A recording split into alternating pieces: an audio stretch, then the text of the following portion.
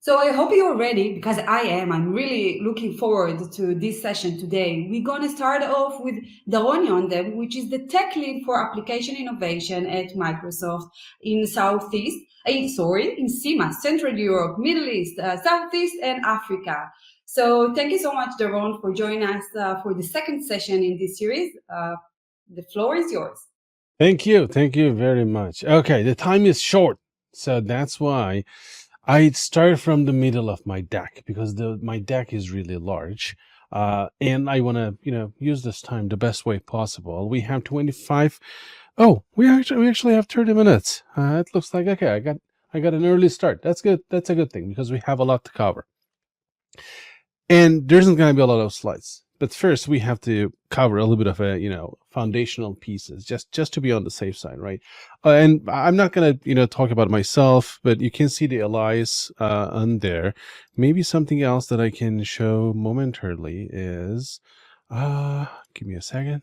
There we go. Oh, it's unfortunately being overridden. That's okay though. So if you go out there and look for my name and last name, you're going to pretty much find me everywhere you look for in terms of the social platforms. Okay, so what do we have?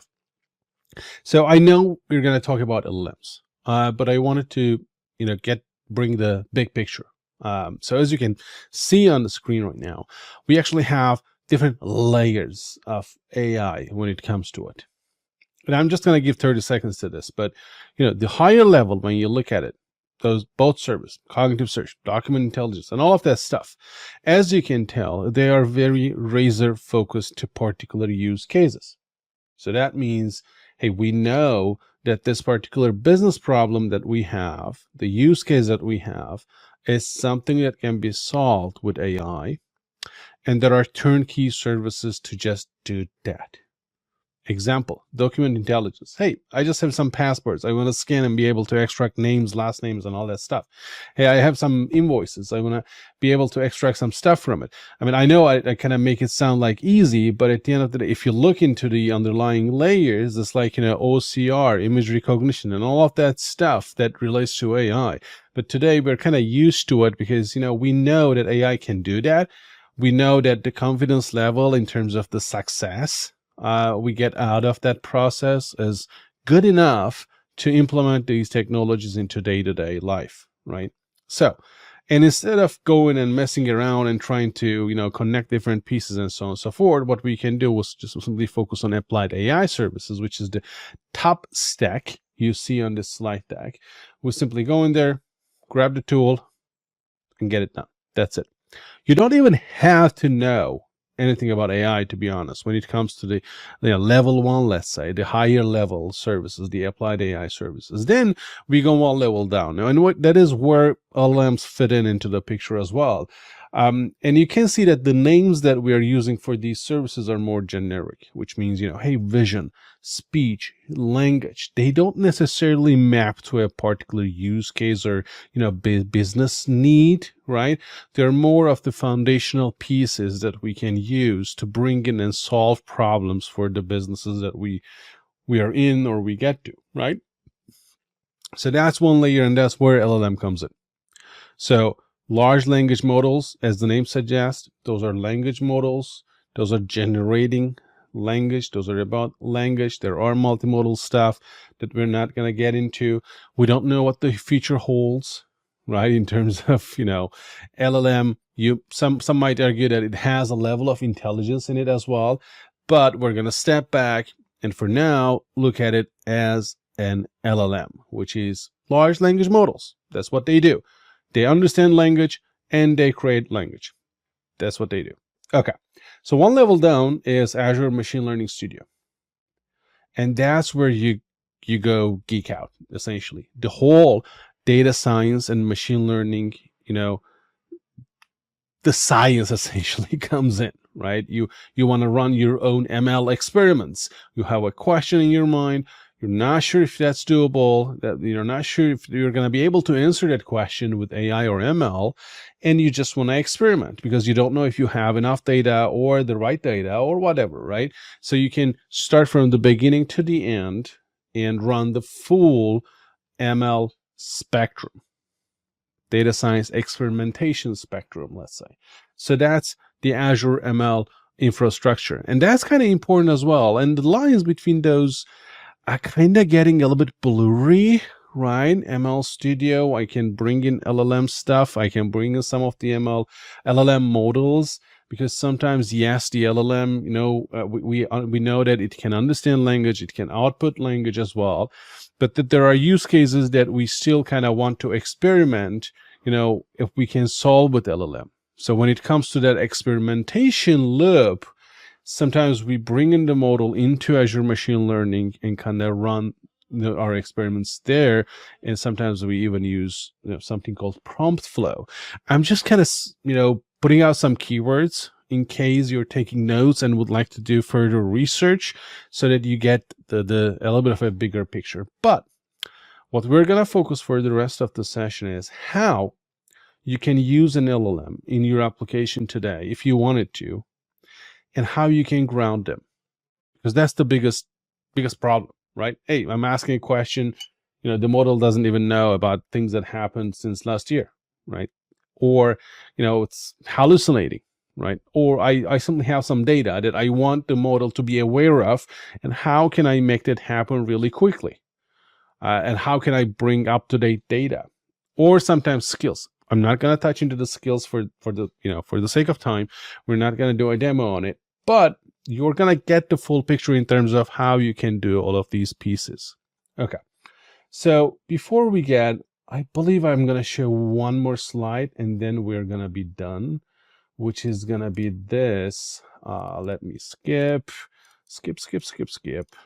There we go. Not this one, not this one. Yeah, this one. Okay. Retrieval Augmented Generation. The hype, the big thing. Everyone is into this, because this is the most quickest way right now.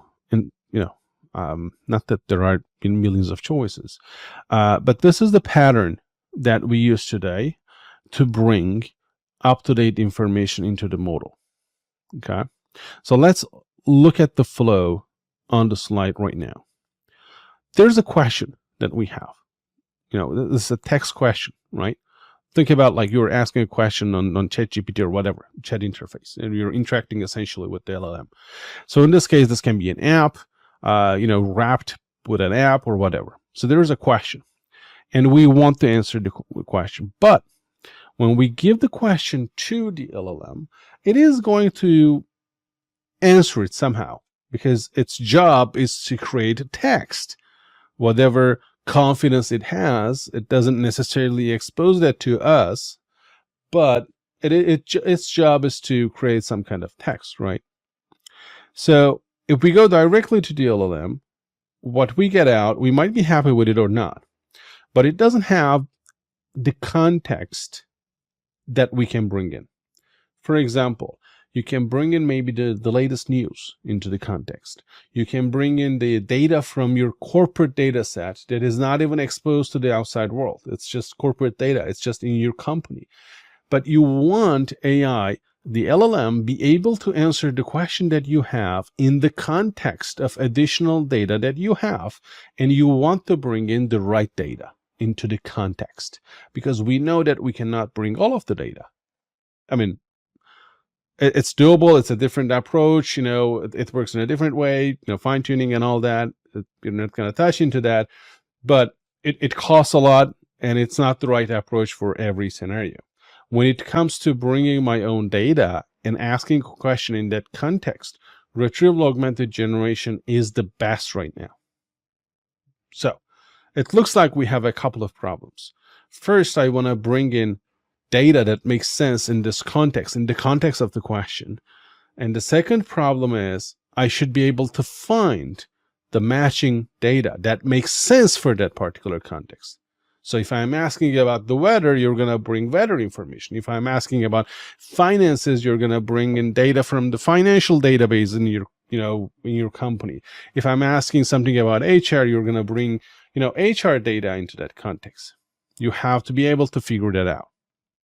So we put the data somewhere, and then we go and look. That's pretty much what we do. And for that, we used a different type of search index. We call it vector databases. Semantic search is another one. So we have the question, and we go into look into database and try to figure out what is semantically, from a language perspective, what is from a meaning perspective, right, semantically closer to the question that we have at hand. We find that, we bring that in, we join that, combine that with the question that we have. Like, here's the context that I found, here's the question that I have. Now I can go to the LLM and say, like, hey, that's what I have. Give me what you have. This is the context. This is the question. So then there's a little bit of a prompt engineering that goes into the play as well. So I can say, like, I can draw a border in terms of, and I can say, like, hey, answer this question based on the context only. Do not use any other information. Or I can say, like, hey, answer this question, but keep in mind, this additional context.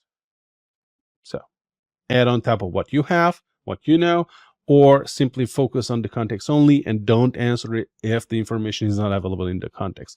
So, and there are different ways to do this, obviously, but that's a little bit into the territory of prompt engineering.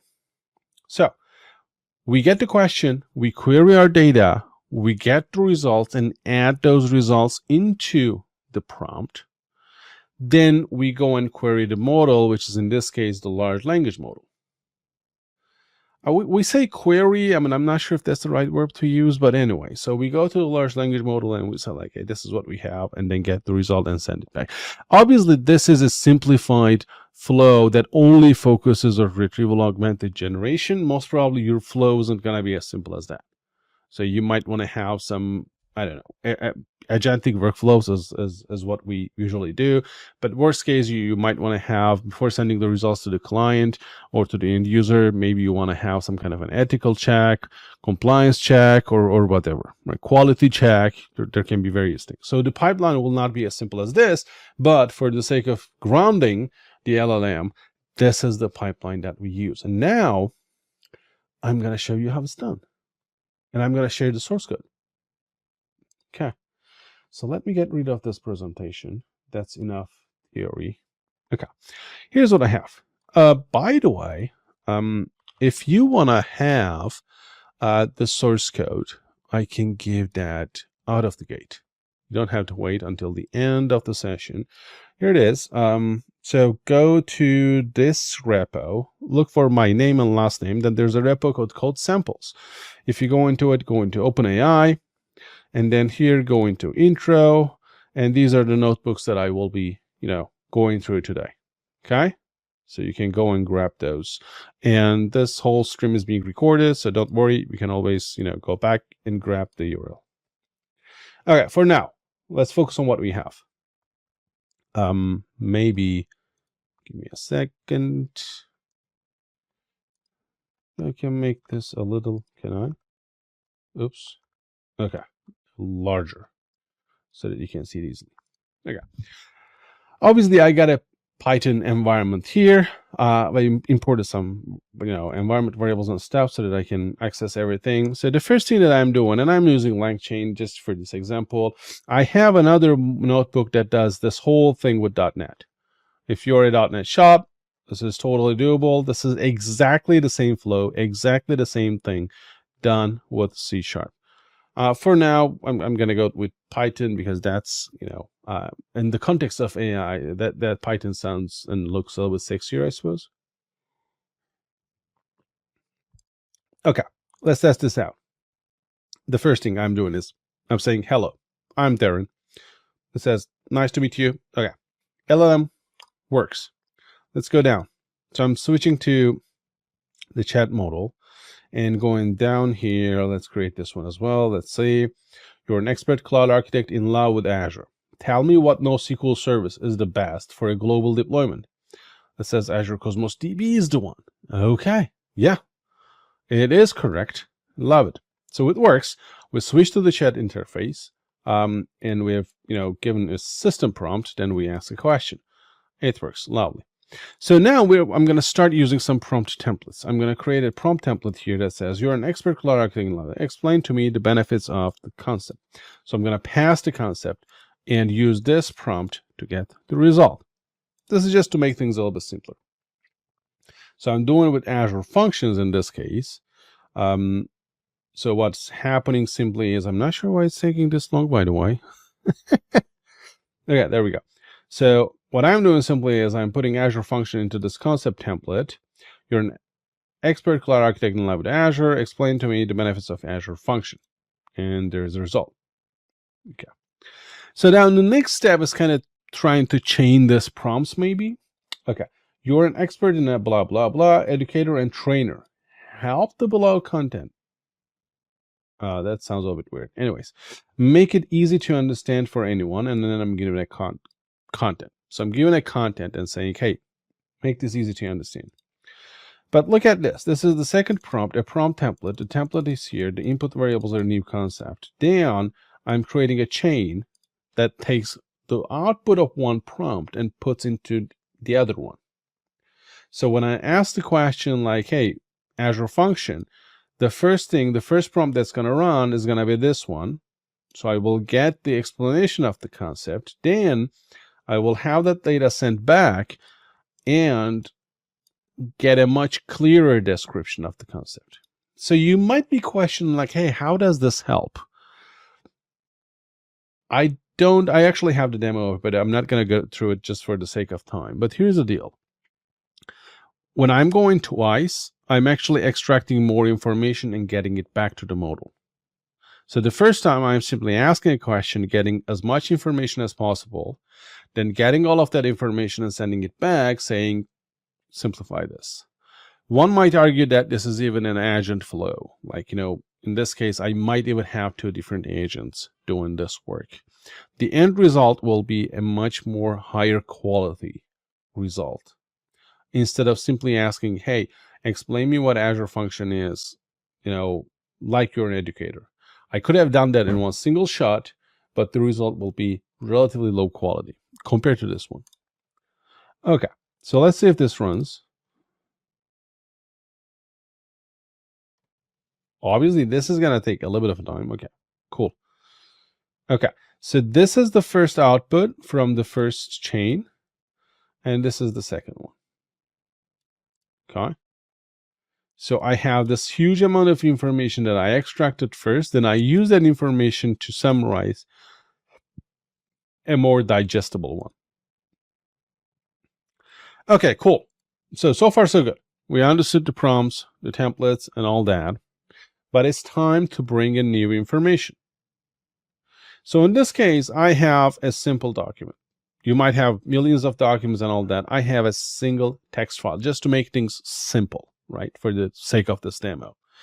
So imagine this is a document that I have somewhere out there on a SharePoint site or whatever, right? I want the model to be aware of this when I'm asking questions. That's my goal. So the first thing I have to do is probably crawl this data. But the second thing I have to do, the next thing I have to do is to create embeddings. Embeddings are vector representations of this text.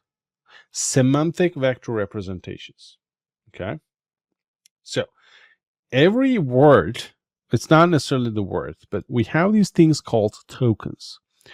So when this text is being analyzed, when language is being analyzed, by the model, it's being split into tokens based on the frequency. And then every token has a weight.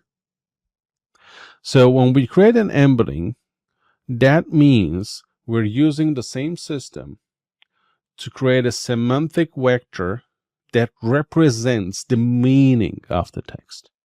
Why would we do this? If I have a way to represent the meaning of this paragraph.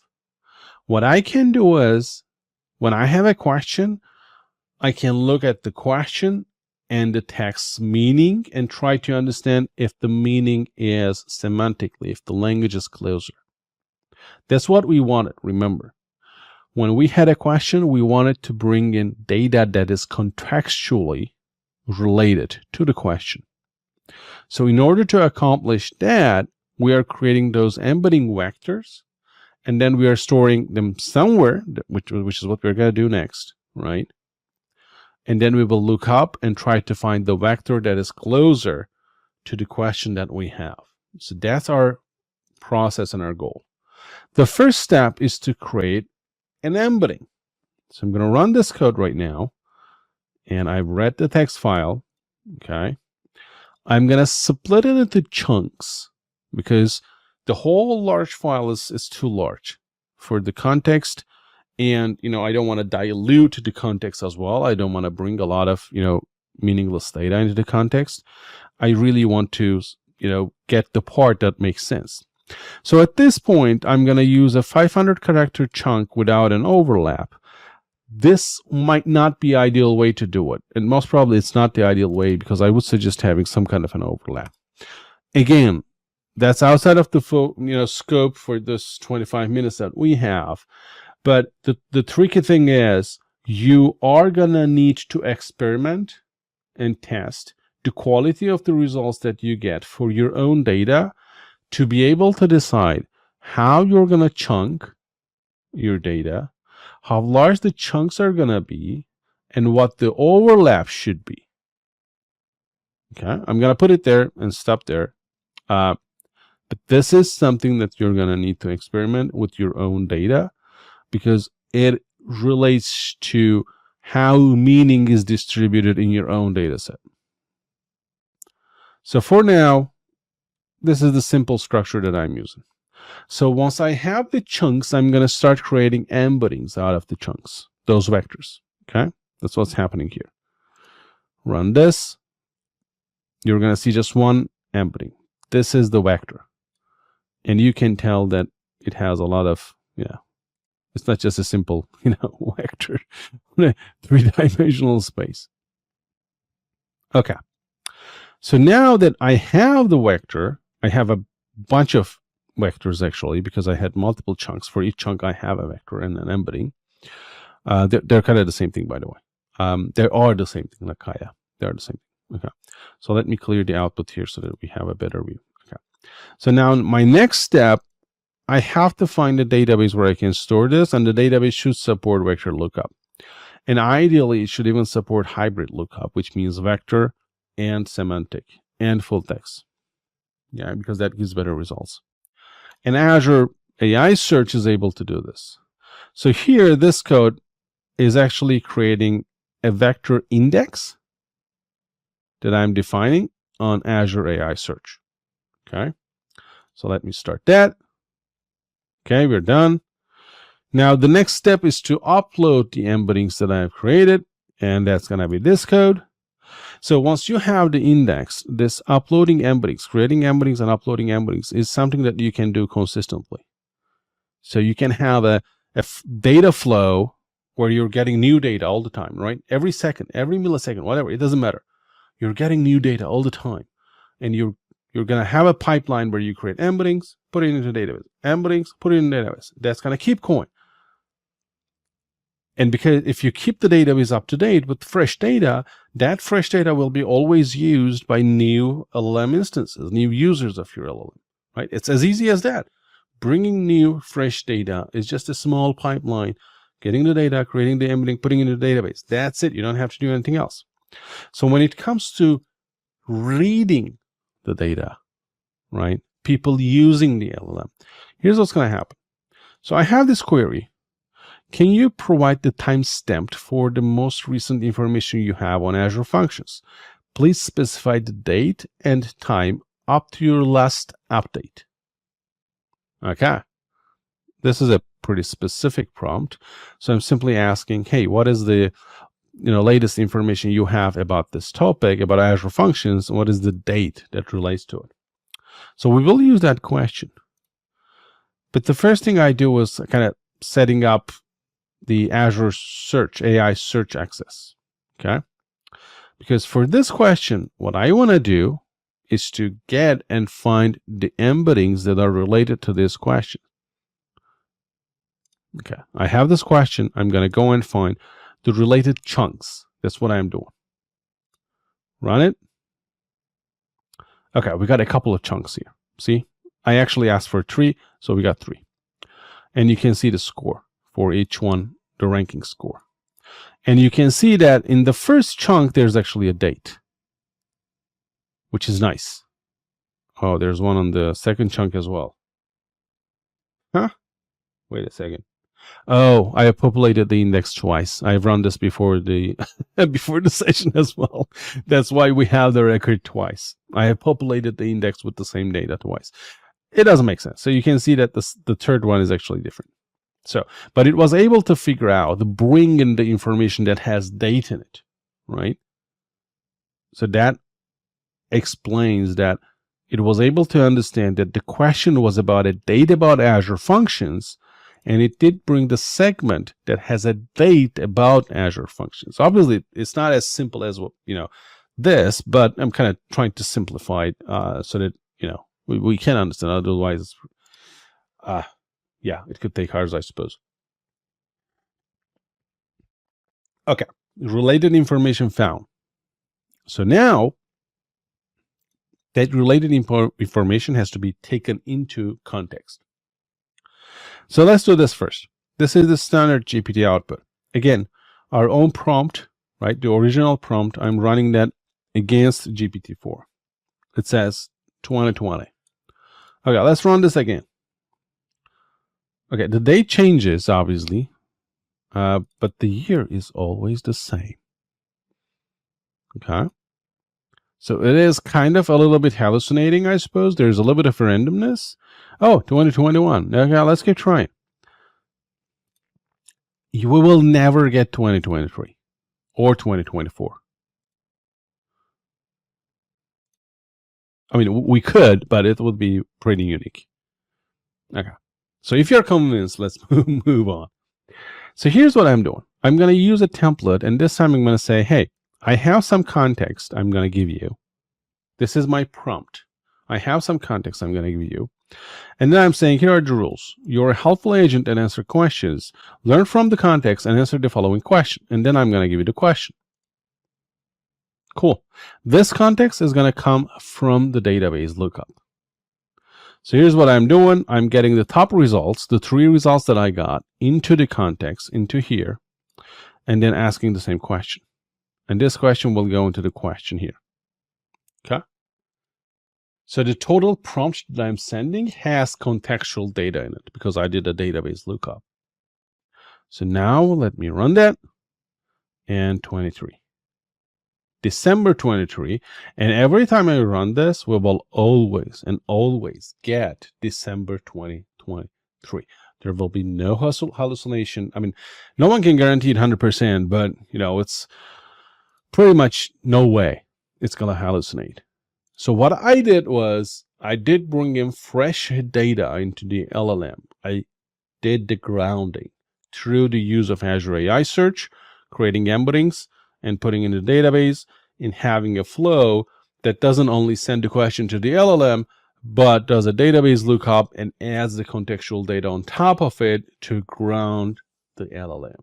So this is going to help you implement LLMs into your application that are aware of the new stuff or information that only makes sense for your application or the information that only your application has. So if I ask like, hey, give me a fitness plan. If you're a fitness app and you know a lot of stuff about the person already, that is the context, right? And you would like to bring that in. So with that was pretty much it. Let me show the URL again. Here we go. This is the repo where you can get all of the code that I've used in this session. And you can always reach out to me, find me on LinkedIn, shoot me if you have any questions. Thank you so much, Doron. First of all, feel free to reach out to Doron social media because there are a lot of great content there about LLMs, but not only LLMs, a lot about container, AKS, building intelligent apps, modernization, great stuff.